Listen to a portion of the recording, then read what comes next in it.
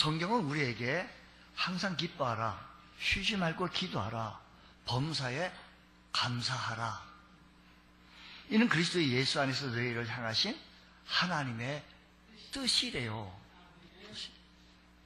매우 짧은 구절이지만 만일 우리가 이 말씀대로 우리가 실천하기만 한다면 우리의 삶이 참 행복하고 역동적인 삶으로 변화되지 않겠습니까? 무엇보다도 항상 기뻐하고 쉬지 말고 기도하며 범사에 감사하는 삶은 사실은 아무나 할 수 있는 것이 아닙니다. 구원받은 성도들에게만 허락한 은총입니다. 성도들에게 이 같은 은총이 허락되어진 것은 성도들은 그리스도 예수를 믿음으로 말미암아 구원받은 하나님의 자녀가 되어진 것입니다. 그러면 실제로 예수 믿는 사람들이라면 누구나 이처럼 항상 기뻐하라, 쉬지 말고 기도하라, 범사에 감사하라 라고 하는 이 말씀대로 그렇게 살고 있느냐라는 겁니다. 그렇지 않습니다. 그리스도인 중에, 교회 다니는 성도들 중에 마음에 기쁨이 없고 우울증에 앓고 있고 하루 종일 낙심되어져 있는 그런 삶을 살기도 하며 그 입술에 감사의 말을 듣기 어려운 사람들 참 적지 않습니다. 그렇게 된 이유가 과연 무엇일까요? 원칙적으로 항상 기뻐하고 쉬지 말고 기도하고 범사에 감사하는 삶은 예수 믿는 사람이라면 누구나 이 문은 열려져 있는데 저절로 되어지는 건 아닙니다. 그러려면 우리가 예수 그리스도 안에 거할 때 기뻐하고 기도하고 감사하는 삶이 이어질 수 있는데 예수 믿고 구원받은 것과 예수 그리스도 안에, 예수님 안에 사는 것과 차이가 조금 있습니다. 구원받은 하나님의 백성이지만 예수님 안에 살지 아니하면 은혜롭고 복되게 예배를 드렸지만 돌아서서는 분노하고 폭행하고 힘들어합니다. 우울합니다. 낙심합니다. 왜 그럴까요? 주님 진정으로 만나지 못했기 때문입니다.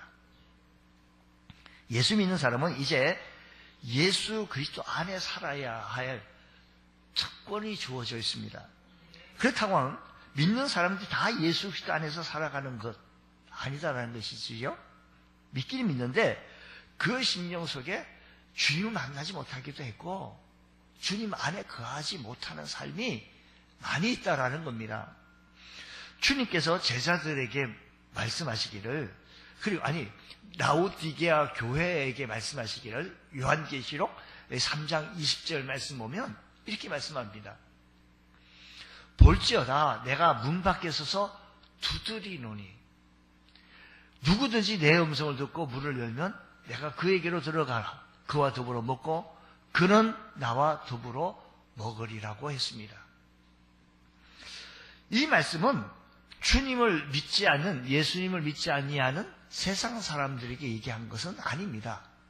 지금 예수 잘 믿고 있는 라오디게아 교회 성도들에게 말하기를 내가 문 밖에 서서 두드리는데 누구든지 내 음성을 듣고 문을 열면 그에게 들어가 그로 나로 더불어 먹으리라. 먹고 그는 나와 더불어 먹으리라고 했습니다. 이 말씀은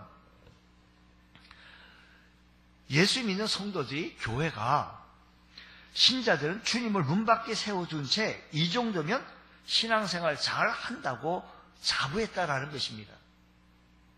여러분, 이 시간 혹시라도 우리가 주님을 문 밖에 세워두고 우리끼리 혼자 이렇게 예배를 드리고 있지는 아니하는지요? 만약에 주님을 문 밖에 세워뒀거나 즉시 우리의 이 시간에도 우리의 마음의 문을 활짝 열지 아니하면 주님과 나와 더불어 교제하는 시간이 없을 거예요. 물론 예수님을 나의 주님, 구주와 주님 영접했던 사람이라도요. 예수님을 우리 마음에 모시고 살아갈 때 어떠한 처지에든지 항상 기뻐하는 삶을 살 수 있다라는 것입니다. 주님을 마음에 모시고 살면서 끊임없이 주님과 사랑의 교통을 나누는 성도들은 쉬지 말고 기도하라고 하는 이 말씀을 실천해낼 수가 있습니다. 그리고 주님과 함께 먹고 마시는 것이니 범사에 감사하는 삶이 가능하다라는 것입니다. 주님을 내 마음에 모신 사람은 항상 기뻐하는 삶을 살 수 있다는 것인데, 기뻐할 때 얻는 유익은 과연 무엇일까? 기뻐할 때 얻어지는 좋은 점이 무엇일까라는 겁니다. 현대의학은 사람이 사랑을 한다거나 무슨 좋은 일을 경험할 때 우리의 뇌에서 베타 엔돌핀이라고 하는 것이 막 발생된다는 겁니다. 이런 호르몬이 분비되어져서 베타 엔돌핀은 마약의 수백 배 달하는 효과가 있다는 것입니다. 우리 마음을 즐겁게 해줄 뿐만 아니라 인체 각 기관의 노화를 방지하고 병에 대한 면역력을 높이고 암세포를 파괴시키는 힘이 베타 엔돌핀이라고 하는 이런 효소 속에서 막 나온다는 겁니다. 성경에서 이 베타 엔돌핀이라고 하는 단어가 직접적으로는 없지만 잠언서 17장 12절 말씀 보면 이렇게 말씀합니다. 마음의 즐거움은 양약이라도, 심령의 근심은 뼈를 마르게 하느니라고 했습니다. 하나님께서는 지금부터 약 3000년 전에 솔로몬을 통해서 말씀하시기를 마음의 즐거움이 건강을 증진시킨다고, 마음의 즐거움이 우리의 삶을 활력소를 더 불어넣어 준다고 했습니다. 그러므로 요즘은 큰 병원에 가면 환자들에게 웃음을 선사하기 위해서 노래와 춤, 연극 이런 모든 기타 다양한 프로그램을 운영하고 있으며, 그리고 의료진과 환자들이 함께 어울려서 공연하면서 즐거워하는 동안에 병에 대한 치료가 이루어졌다라는 연구 보고가 있다라는 겁니다.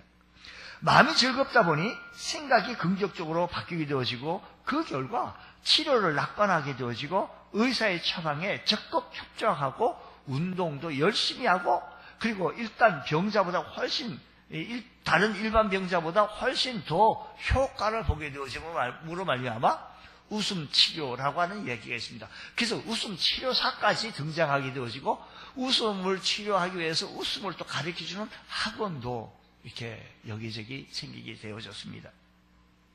요즘은 사람들 과다한 경장으로 인해서 정신적, 육체적으로 엄청난 스트레스를 받고 있는데, 스트레스는 질병이나 암 발생 주요 원인으로 꼽기도 합니다. 그런 점에서 우리 생활 속에서 웃을거리를 찾고 웃는다는 것은 순기능적으로 참 좋은 일입니다. 우리들이 서로 보고 만나고 정말로 반갑다고 기쁘다고 같이 웃고 즐거움 나는 것. 우리 마음이 기쁠 때, 대인관계를 원만하게 나갈 때 마음이 기쁘면 얼굴이 밝고, 또 우리 얘기에 웃는 얼굴에 침 못 뱉는다는 말이 있습니다. 참 웃을 때 그 사람에게 좀 호감이 가고 친해질 수가 있고 같이 일을 할 수도 있고요. 웃는 사람하고 긍정적인 사람하고 밝은 사람하고 같이 손을 붙잡고 뭔가 이루고 싶은 마음이 우리 모두에게 있다라는 겁니다. 사업을 해도 마찬가지입니다. 누구나 우울한 사람과 그래야 할 마음이 생기지 않지만 성격이 밝은 사람에게는 자연스럽게 끌리게 되어지고 돈도 깎아주고 싶은 마음이 생긴다는 겁니다. 그런 점에서 사람의 얼굴은 그 사람의 마음을 비추는 거울과 같습니다. 마음이 슬프면 얼굴에 슬픈 표정이 나타나고, 마음이 즐거우면 얼굴이 환해진다는 겁니다.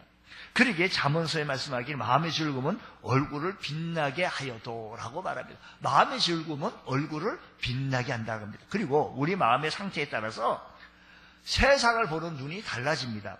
마음이 슬프고 우울하면 세상이 희망 없는 잿빛으로 보이고요. 반면에 마음이 기쁘면 모든 것을 희망적으로 보이기 때문에 어려운 일도 겁내지 아니하고 도전하게 되어진다는 것입니다. 이렇게 볼 때 하나님께서 우리에게 말씀하시는 항상 기뻐하라고 명하신 것은 우리로 하여금 건강하고 행복한 삶을 누리게 하시려고 하시는 선하신 뜻이 여기에 담겨져 있다는 사실을 기억하시기 바랍니다. 그러면 항상 기뻐하라는 것은 성도들에게 주신 하나님의 명령인데, 성경이 항상 기뻐하는 말씀을 하는 건 단순한 권면이 아니라 하나님의 자녀된 사람, 주님 안에, 예수 안에 거하는 사람들은 항상 기뻐하는 삶을 살라라고 명령한 겁니다. 기쁜 일이 생겨서 기뻐하는 것인들 누군들 못하겠습니까? 항상 항상 기뻐한다는 것은 아무나 할 수 있는 것이 근데 사실은 아닙니다. 왜냐하면 그것은 현실적으로 기쁜 일이 없는 중에도 기뻐할 수 있어야 하기 때문이라는 것입니다. 그렇게 하기 위해서 우리들은 그러면 좋다. 슬픈 감정을 느낄 줄 모르는 사람이 되라라고 하는 것이냐? 나에게 성경은 말하면 슬픈 감정은 전혀 무시하라, 없애라, 이건 아니다라는 겁니다. 슬픈 일을 당할 때 눈물을 흘리고 슬퍼하는 것을 금한 것은 성경은 아니다라는 겁니다. 그 성경 우리에게 절구하는 자들로 함께 절구하고 우는 자들로 함께 울라고 했습니다. 마태복음은 예수님께서 십자가의 고난을 앞두시고 고민하고 슬퍼하셨다고 적어놨는데, 그러므로 우리가 슬퍼할 때 슬퍼하는 것이 마땅합니다. 그러나 성도들이 슬퍼하는 중에서도 그 슬픔을 이기고도 남는 기쁨을 하나님께서 우리들에게 은혜로 베풀어 주신다는 약속의 말씀입니다. 히브리서 말씀 보십시오. 12장 2절 말씀 보게 되시면 이렇습니다. 믿음의 주여 또 온전케 하시니 예수를 바라보자. 그는 누굴까요? 예수님. 그는 그 앞에 있는 기쁨을 위하여 십자가를 참으사 부끄러움을 개의치 아니하시더니. 보세요. 예수님은 앞에 있는 무엇을 위하여? 앞에 있는 기쁨을 위하여 뭘 참았다고요? 십자가를 참았다라는 것입니다. 예, 맞습니다. 예수님께 십자가의 고통만 생각하면 얼마나 슬픕니까? 얼마나 울어야 되죠. 십자가의 고통만 생각하면 너무 힘들어서 엉엉 울고 낙심해야 됩니다. 그러나 그 앞에 있는, 십자가 앞에 있는 기쁨을 위하여 십자가를 참았다가 십자가의 고통을 참으사 부끄러움을 개의치 아니하시더니 하나님 우편에 앉으셨느니라고 했습니다. 십자가의 죽음을 통해서 수많은 사람들이 마귀의 종살에서 해방하여 하나님의 백성으로 살아가게 되어질 것을 바라보시면서 인내했다는 것입니다. 사도 바울과 동역자들은 아시아에서 복음을 전하는 가운데 심한 환난을 겪었습니다. 어떻게? 바울은요, 힘에 지나도록 심한 고통을 받아 살 소망까지 끊어졌다라고 얘기해요. 마음의 사형 선고를 받을 줄 알았다고 얘기합니다. 그러나 그는 고린도후서 7장 4절 말씀을 보면 이렇게 얘기합니다. 내가 너희를 향하여 담대한 것도 많고 너희를 위하여 자랑하는 것도 많은데 내가 우리의 모든 환난 가운데서도 위로가 가득하고 뭐가 넘치는 거 아니? 기쁨이 넘쳤다라고 말합니다. 고린도후서 7장 4절에서 간증하기를 그렇게 했다는 것이요. 따라서 항상 기뻐하는 말씀은 슬픔의 감정을 부인하는 것이 아니라 성도들은 슬픔 중에서도 하나님께서 부어주시는 위로와 하나님께서 부어주시는 슬픔 중에서도 기쁨으로 이 슬픔을 이겨나갈 수가 있다는 겁니다. 이 슬픔으로 인하여 낙심할 것이 아니라는 겁니다. 또한 우리가 처한 어려움을 부인하는 것이 아니라 하나님께 대한 믿음으로 능히 이겨낼 수 있으니 우리는 늘 기뻐하는 삶 되어지기 원합니다. 그러면 우리가 항상 기뻐하면서 살려면 나는 어떠한 형편이 있든지 환경이 있든지 항상 기뻐하면서 살겠다고 하는 마음의 각오가 선행이 되어져야 합니다. 우리가 항상 기뻐하려고 각오할 때 하나님께서 우리에게 그 같은 삶을 살아갈 수 있도록 은혜를 베풀어 주시는 줄 믿으시기 바랍니다. 예수님께서 말씀하시기를 할 수 있거든 무슨 말씀이냐? 믿는 자에게 능치 못할 일이 없다. 항상 기뻐하는 것은 인간의 힘으로는 불가능하지만 우리 주를 믿고 나갈 때 얼마든지 가능하다라는 겁니다. 무엇보다도 항상 기뻐하는 것이 우리를 향하신 하나님의 뜻이므로 가능하다라는 겁니다.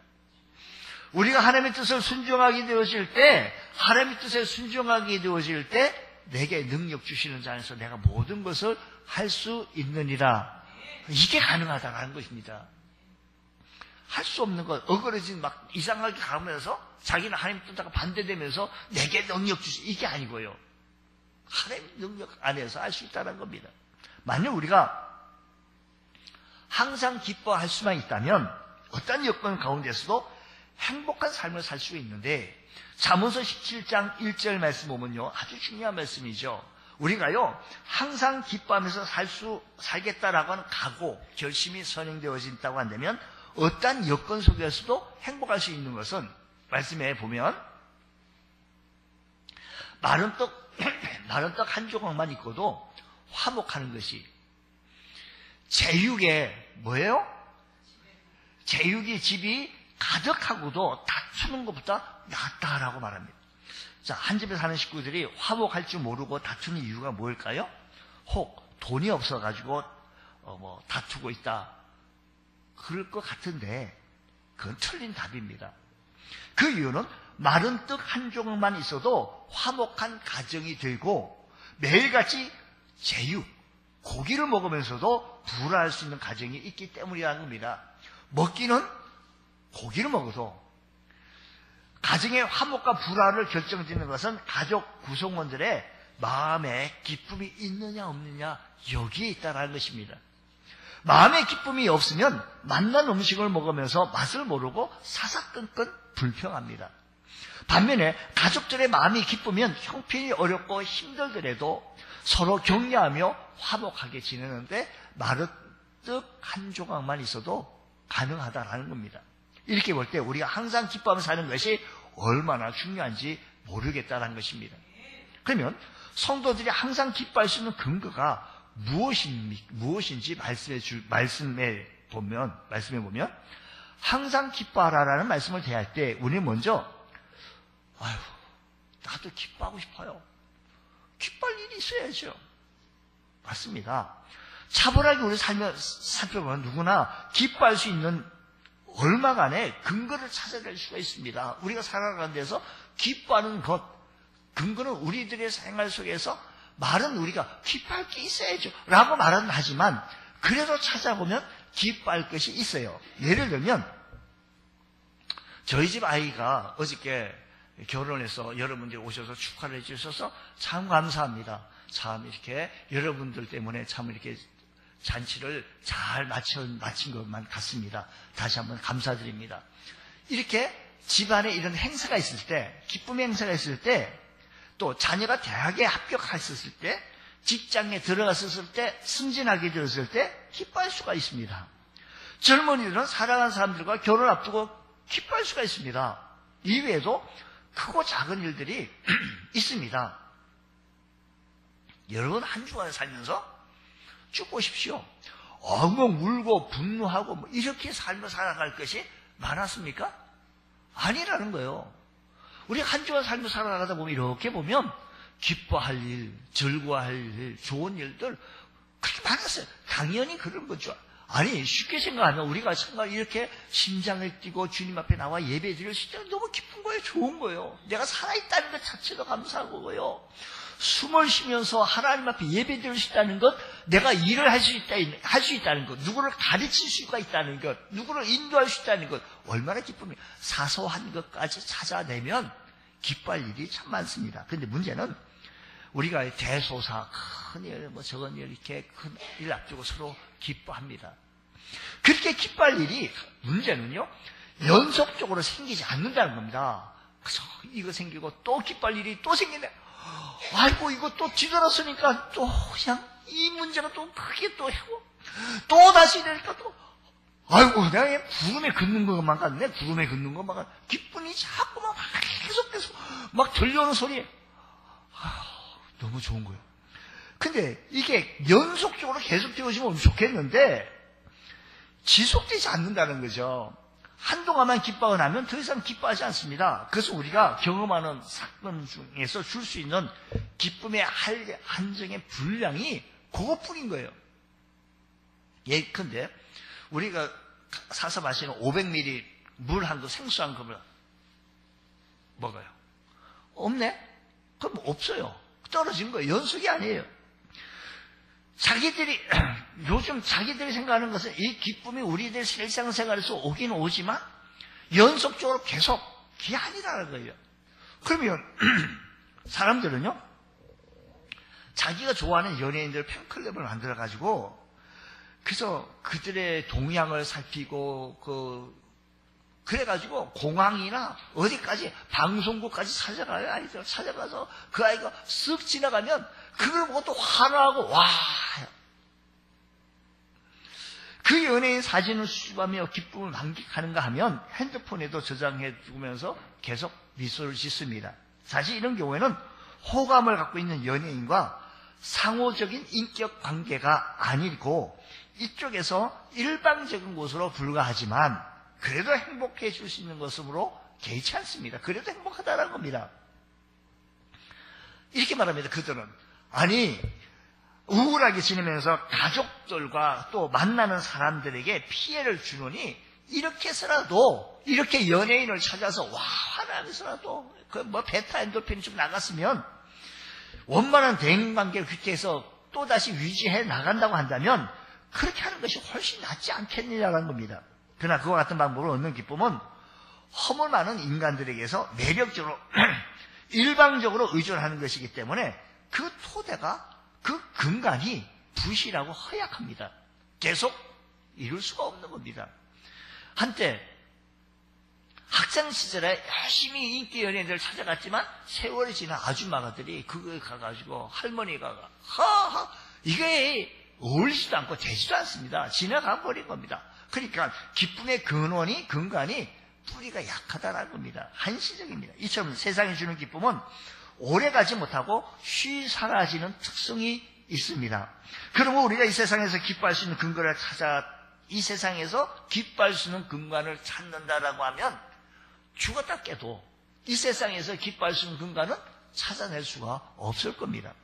본문이 성경이 말하는 기쁨은 무엇을 얘기하는 거 아니? 영적 기쁨. 성경이 말하는 아이가 장가를 가고 시집을 가고 승진을 하고 그럴 때 기쁨을 찾아 하고 토를 달고 말하지는 않았고 뭐라고 말씀하신 거 아니? 영적인 기쁨을 말하는 겁니다. 그리스도 예수 안에서 이 영적인 기쁨을 누릴 때 우리는 항상 기뻐하는 삶을 살 수가 있는 줄 믿으시기 바랍니다. 자, 그러면 하나님께서 우리에게 주시는 영적 기쁨이 언제나 지속되어지는 것은 이 기쁨의 근원이, 기쁨의 근간이, 기쁨의 뿌리가 유한한 사람이나 변화무쌍한 세상이 이 세상에 둔 것이 아니고 영원하신 하나님에 두었기 때문에 기쁨도 영원해질 수 있는 줄 믿으시기 바랍니다. 자, 그래서 그 기쁨을 우리가 찾아야 되는데 오늘 이 시간에 주님 만나고 주님 안에 거하면서 기뻐하는 삶을 친정 누리며 살아가면서 예수 믿는 사람처럼 예수 믿는 것처럼 처럼이 아니야. 예수 믿는 것으로 우리가 주를 섬겨 나가야 할 것입니다. 요한복음 그러려면 요한복음 4장에 있는 말씀을 보고 이 말씀을 확신을 좀 나가보도록 하겠습니다. 4장에 보면 예수님께서 우물가에서 사마리아 여자와 주고받는 대화의 이야기입니다. 뜨거운 태양빛이 내려지는 낮에 예수님과 제자들이 사마리아 수가라고 하는 동네에 들어가 이르게 되어졌고 제자들이 마침 시장하여 먹을 것을 찾아 동네로 들어가게 되어졌고 예수님은 홀로 우물 곁에 앉아 계셨을 때 바로 그때 한 여자가 물을 길러 오게 되어졌습니다. 그때 주님께서 말씀하십니다. 내게 물 좀 달라고 말합니다. 이 여자는 말하기를 당신은 유대인으로서 어찌하여 사마리아인 여에게 상종치도 않은 나에게 왜 이렇게 얘기하냐 물 달라고 하냐. 그때 예수님께서 말씀하시기를 네가 만일 하나님의 선물과 또 내게 물 좀 달라고 하는 이가 누구인 줄 알았다고 한다면 내가 그에게 구하실 것이요 그가 생수를 내게 주었으리라 라고 말하니 이 여자가 말하기를 주여 물 기를 그릇도 없고 이 우물은 깊은데 어디서 이 생수를 얻겠습니까? 우리 조상 야곱이 이 우물을 우리에게 주었고 또 여기서 자기와 자기 아들과 짐승이 다 먹었으니 당신이 야곱보다 더 큰 사람입니까? 야곱보다 더 위에 있는 사람입니까? 라고 말합니다. 예수님께서 이 물을 먹는 자마다 다시 목마르겠지만 이 우물을 먹는 자는 다시 목마르겠지만 내가 주는 물은 영원히 목마르지 아니하는 영생하도록 솟아나는 샘물 된다. 내가 주는 물은 이 물은 다시 또 먹으면 또 목마르지만 내가 주는 물은 영생하는 샘물이 솟아난다라고 말합니다. 이 말씀에 이 여자는 귀가 번쩍 떠서 말하기를 주여 이런 물을 내게 주사 목마르지도 않고 또 여기 물길로 오지 않게 해달라고 이렇게 얘기했더니 주님께서 말씀하시기를 네 남편 데리고 오라고 말합니다. 그러니까 이 여자가 말하기를 남편이 없습니다. 주님께서 말씀하십니다. 네 남편이 없다는 말이 옳다. 네가 남편 5이 있었으니 지금 있는 자도 내 남편이 아니니 내 말이 참되다라고 말합니다. 이에 여자가 말하기를 주여 내가 보니 선지자소이다 라고 말하면서 이 대화는 계속 이어져 갑니다. 이거 보십시오.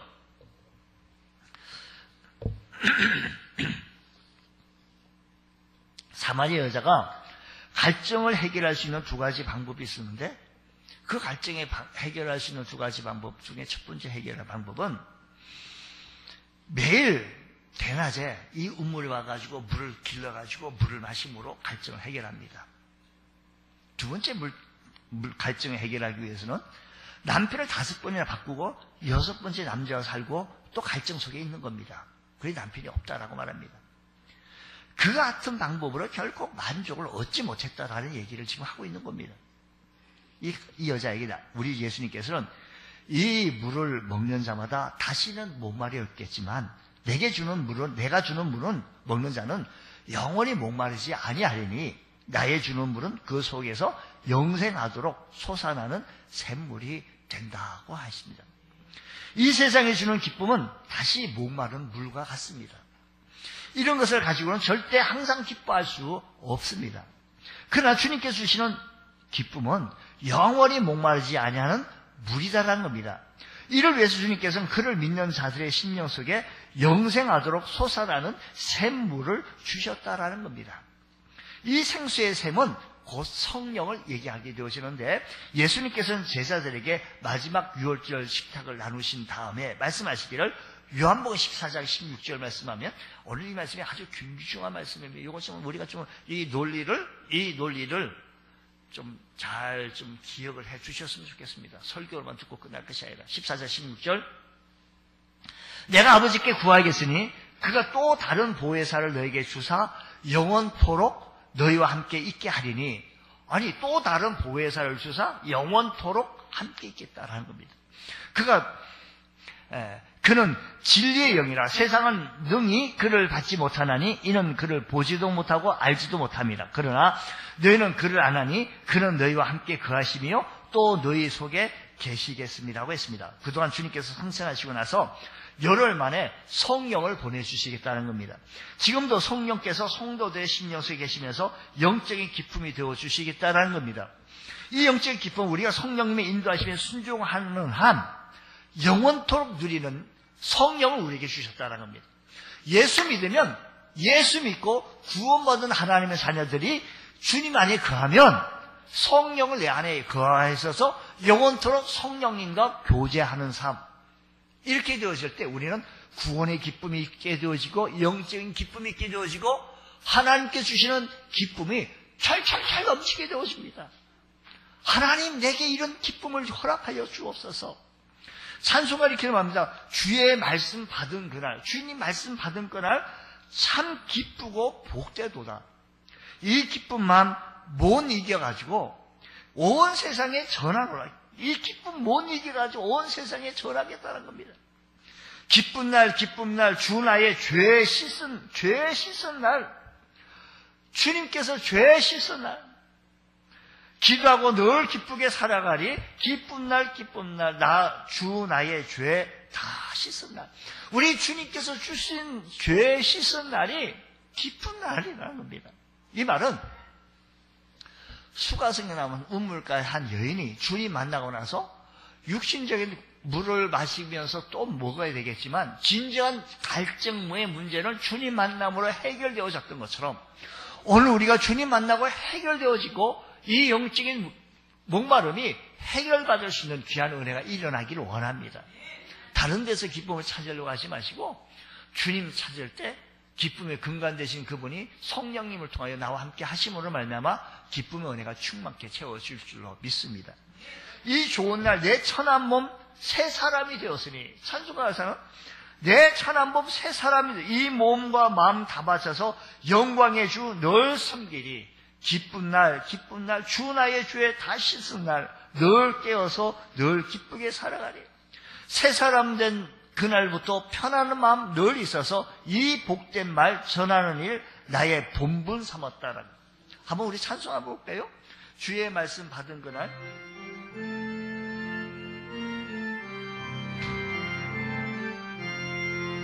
주의 말씀 참 기쁘고 이 기쁜 마음 못 이겨서 온 세상에 전하노라. 기쁜 날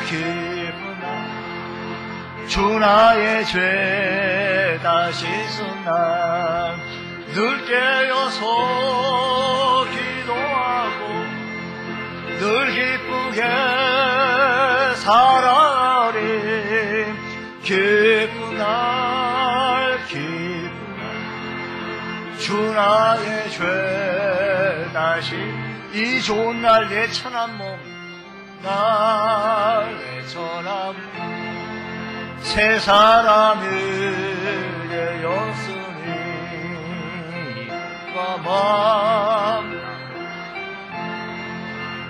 사랑의 주를 섬 기쁜 날 주 나의 죄 다시 쓴다. 여서 기도하고 늘 기쁘게 살아가리. 기쁜 날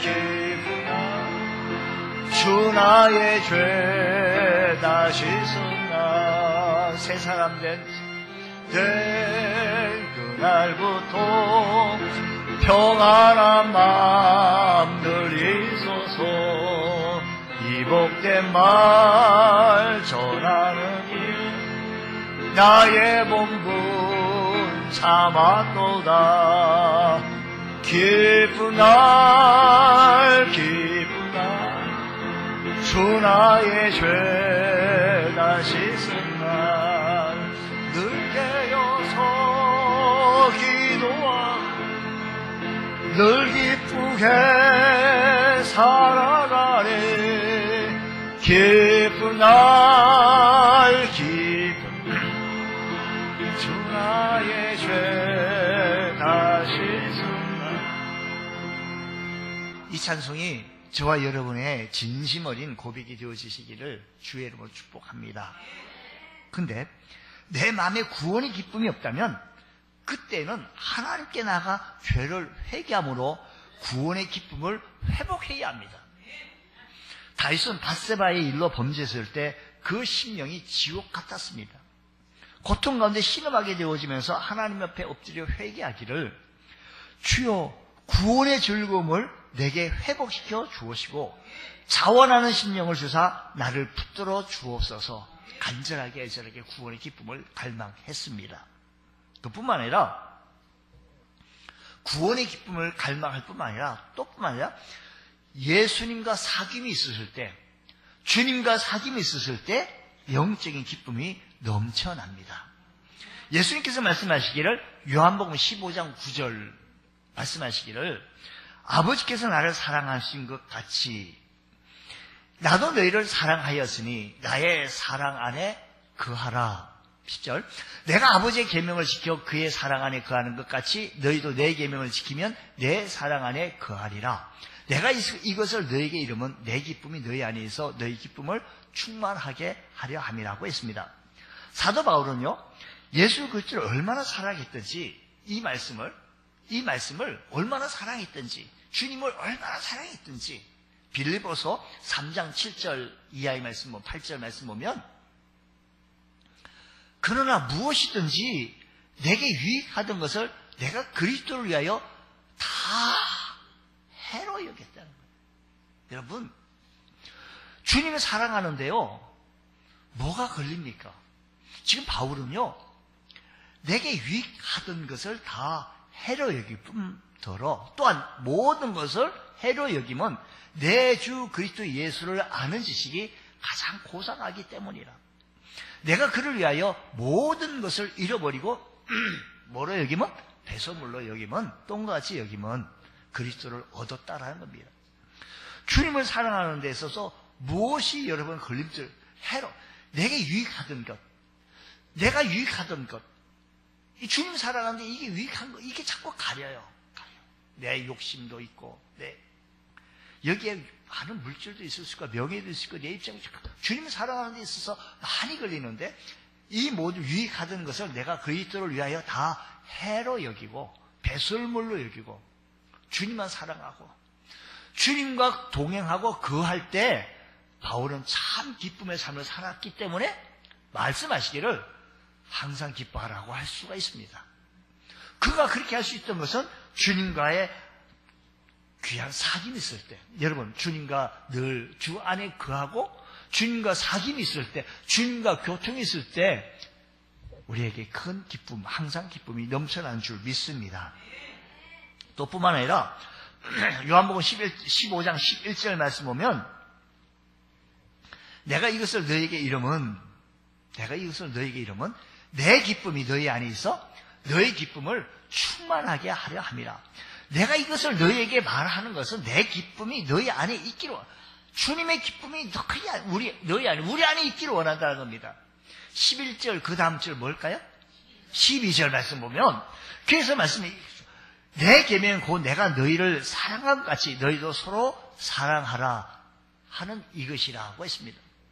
그러니까 이로써 우리가 형제를 사랑할 때 영적 기쁨을 누리게 되어지는데, 우리가 구원의 기쁨, 내가 죄 사함 받은 것을 생각할 때, 내 천한 몸 구원받은 것을 생각할 때 감사하고 기쁨이 충만하고, 주님과 사귐이 있었을 때, 오늘도 주님과 교제가 있었을 때, 교제가 자꾸 단절되니까 분노나 우울, 이렇게 분노, 우울, 짜증 이렇게 따라 붙겠지. 근데 주님 불의 즐거움을 회복하게 해달라고 하시며, 그리고 주님과 사귐이 계속 유지되었을 때, 형제 사랑하게 되었을 때, 주님께서 주시는 이 기쁨을 슬픔으로 이길 수 있으며, 그 슬픔으로 승리해 나갈 수, 슬픔했을 때 이 기쁨으로 승리해 나갈 수 있다, 이 말씀인 것입니다. 주님, 우리가요, 주님 말씀 속에 우리가 승리해 나갈 수 있는 저희들 되어지게 하여 주시고, 만일 우리가 마음의 형제를 미워하는 생각을 품으면 그것부터 기쁨이 사라집니다. 내 마음에 형제를 미워하는 마음이 생기면 그것부터, 그러니까 예수, 주님 앞에 교회 나와가지고요, 누구 싸우러 왔어요, 지금? 지금 예배드리러 왔어요? 아이고, 지금, 인상 쓰시면 구원받은 기쁨에 즐거움으로 주님 교회 나와가지고 예배, 하나님, 주님, 은혜 달라고. 주님과 사귐이 있으니까 늘 주님과 교제가 있어, 교통이 있으니 기뻐서 내가 교회를 위하여, 성도들을 위하여 무엇을 헌신할까, 무엇을 위해 희생할까, 이게 관심과 마음이 막 일어나. 내가 이러면, 내가 최선을 다해 힘을 다해서 이렇게 하면 기쁨이 충만한 겁니다. 이게 기쁨이 충만한 거예요. 주의 몸된 교회 온 성도들 바라옵기는 항상 기뻐하는 이 말씀을 우리가 실천하는 나가는데, 우리 세상에서 얻어지는, 우리 일상생활에서 주는 이 기쁨 누려야 되겠죠. 그거 누리면서 행복해야 합니다. 하지만 그 속에 기쁨의 근간을 그게 두는 것이 아니라 기쁨의 뿌리를 주님 안에 두게 되었을 때, 구원받은, 죄 사함 받은 것 감사하고, 영적인 기쁨 감사하고, 기쁨이 충만하고요. 아까 찬송했던 것처럼 너무 기쁜 거예요. 주님과 사귐이 있게 되었을 때, 주님과 교통하게 되었을 때 우리는 기쁨의 삶을 살 수가 있으며, 형제를 서로 사랑할 때, 성경이 이렇게 말합니다. 그러므로 예물을 제단에 드리다가 거기서 내 형제에게 원망 들을 만한 일이 생각나거든 예물을 제단 앞에 두고 먼저 가서 형제와 화목하고 그 후에 와서 예물을 드리라고 했습니다. 이 모든 것 외에도 성도들은 주의 일을 함으로 기쁨을 누릴 수가 있습니다. 여러분들이 주의 일을 한번 해보십시오. 주의 일, 여기는 다 주의 할 일이 대석같이 많습니다. 안 해서 문제지. 사보면 이 할 일이 많이 보여요. 주님 왜 내 눈에는 자꾸 할 일만 보여요? 여러분, 그 일을 감당할 때 기쁨을 누릴 수 있으며, 하나님 말씀을 상고하고 진리를 깨달음으로 말미암아 기쁨을 누릴 수가 있습니다. 그리고 주의 강림과 부활하신 주님을 생각하며 그 영원한 상급을 바라보며 기뻐할 수가 있습니다. 뿐만 아니라 항상 기뻐하는 사람은 다른 사람이 우리에게 가져주는 것이 아니라 우리가 스스로 의지를 가지고 항상 기뻐하며 살겠다는 결단을 가지고 우리가 믿음으로 결단하고 성령님의 인도하심에 순종하게 되어질 때 우리의 심령에 기쁨의 강수가 솟아나는 항상 기뻐하는 삶을 살 수 있다는 사실을 기억하시면서 주님, 오늘 이 말씀을 통하여 우리가 주님 안에 거하며 항상 주님 안에 기쁨의 근간을 두고 기뻐하는 귀한 삶 되게 하여 주옵소서. 이런 은혜가 우리 모두에 있기를 주의 이름으로 축원합니다. 기도하겠습니다. 하나님 아버지 감사합니다. 저희들의 삶의 현장 속에서 우리가 기뻐하는 삶을 살게 하여 주옵시고 믿음의 삶을 살아갈 수 있는 저희들 되어지게 하여 주시옵기를 원합니다. 주님과 나와의 관계를 회복시켜 주옵시고 주님 안에 거하며 살게 하여 주옵시고 주의 인도하심 속에서 주의 말씀에 순종하며 살아갈 수 있는 복된 권속들 되게 하여 주옵소서. 주님, 이 아침 시간에 우리가 결단합니다. 결심합니다. 주님 안에 거할 수 있는 저희들 되게 하여 주옵소서. 믿사하며 예수님 이름으로 기도드리옵나이다. 아멘. 아멘.